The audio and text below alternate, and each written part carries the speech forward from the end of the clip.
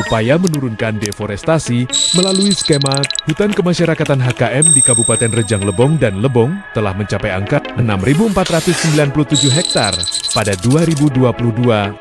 Akses legal melalui HKM perlu ditindaklanjuti dalam ranah aksi pemberdayaan dengan tata kelola yang inklusif, partisipatif, dan berkelanjutan. Penelitian ini bertujuan untuk 1. Menilai status keberlanjutan hutan kemasyarakatan. 2. Menentukan model bagi keberlanjutan HKM dengan memasukkan faktor-faktor sumber daya penghidupan, agroekologi, pendapatan, dan kesejahteraan subjektif, serta 3. Menyusun model tata kelola bagi HKM yang berkelanjutan.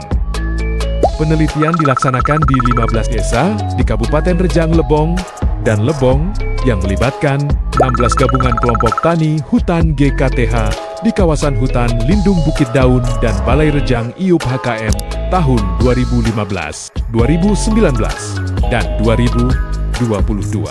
Data-data dikumpulkan melalui wawancara terstruktur kuesioner, wawancara mendalam, dan fokus group discussion FGD.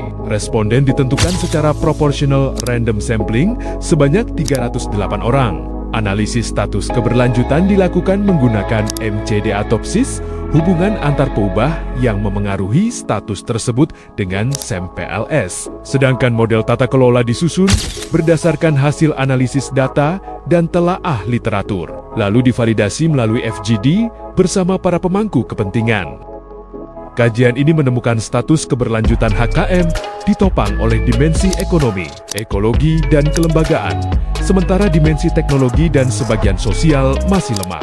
3 GKTH dengan status keberlanjutan terbaik adalah Maju Jaya, Rukun Makmur, dan Moneng Lebui Kabupaten Rejang Lebong. 3 JKTH dengan status keberlanjutan terburuk adalah Tebo Amen, Bio Asmatung, dan Bukit Aning-Aning Kabupaten Lebong.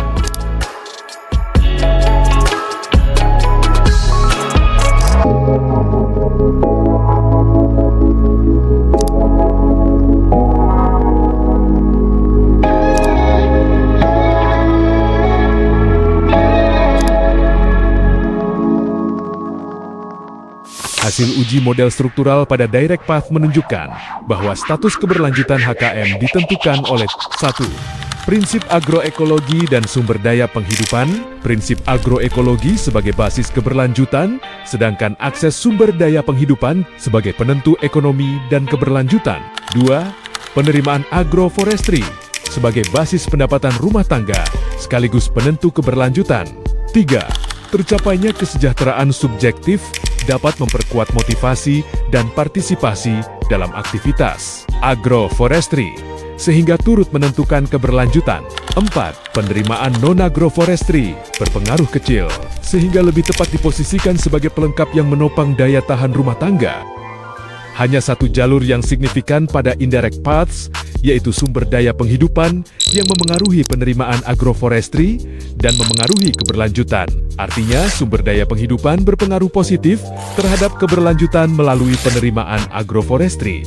Kajian ini mengajukan model tata kelola HKM berbasis agroekologi dan kerangka penghidupan berkelanjutan yang bekerja pada dua aras, yaitu mikrokomunitas dan meso kelembagaan daerah lintas sektor. Keduanya dihubungkan oleh forum kolaboratif deliberatif sebagai ruang dialog, koordinasi, dan penyelesaian isu strategis. Model ini memastikan perencanaan, pelaksanaan, dan evaluasi HKM berlangsung partisipatif dan berbasis pembelajaran sosial melalui siklus berulang, reflect, act, adjust yang adaptif terhadap dinamika sosial ekologis.